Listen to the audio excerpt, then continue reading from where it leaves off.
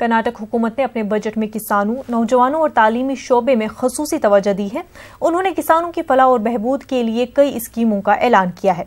वज़ीर आला ने रेशम डेवलपमेंट बोर्ड के लिए 10 करोड़ रुपए मुख्तस करने का ऐलान किया है। इसके साथ साथ सरकारी स्कूलों और कॉलेजों की तरक्की के लिए 1200 करोड़ रुपए अलॉट करने का ऐलान किया है।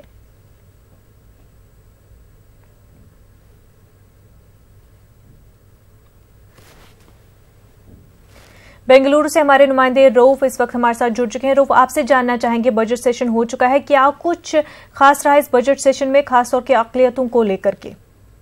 जी देखिए, इस बजट में जो है किसानों के लिए एक बड़ी सौगात है। किसानों की तरक्की, ज़राअत की तरक्की के लिए वज़ीर आला कुमारस्वामी ने कई नई स्कीमों का ऐलान किया है और साथ ही मौजूदा स्कीमों में जो है इजाफा किया है और साथ ही अक़लियतों के बजट में भी जो है इस वक्त जो है इजाफा हुआ है। 300 करोड़ रुपए कर्नाटका माइनॉरिटी डेवलपमेंट कॉर्पोरेशन का बजट किया गया है।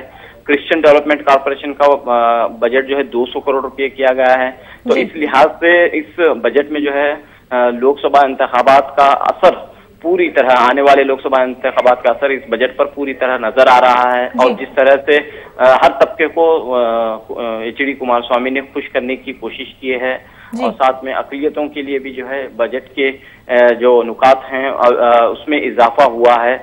देखना यह है कि अभी बजट के खिताब जो है वज़ीर आला का जारी है। मजीद क्या क्या ऐलानात होते हैं, क्या कुछ मजीद जो है इस बजट से निकल आता है, ये देखने की बात होगी। बहरहाल बजट पेश करने में कामयाब हुए हैं एचडी कुमारस्वामी। जिस तरह से सुबह जो गुमान किया जा रहा था और ये कहा जा रहा था कि बजट पेश करेंगे या नहीं पेश करेंगे, लेकिन अब जो है एक तवील बजट जो है एचडी कुमारस्वामी पेश करे हैं। मैं इस वक्त बताना चाहूंगा कि अपोजिशन जमात बीजेपी ने जो है इस इजलास का बायकॉट करते हुए इजलास का वॉकआउट किया है और बाहर जो है एहतजाज पर बैठे हुए हैं। तो इस लिहाज से बजट पेश हुआ है एचडी कुमारस्वामी का, जो रियासत की कांग्रेस और जेडीएस हुकूमत का दूसरा बजट है और कई मानों में जो है इस बजट को अहमियत हासिल रहेगी। जी बिल्कुल रऊफ, बहुत बहुत शुक्रिया आपका तफसीलात फराहम करने के लिए।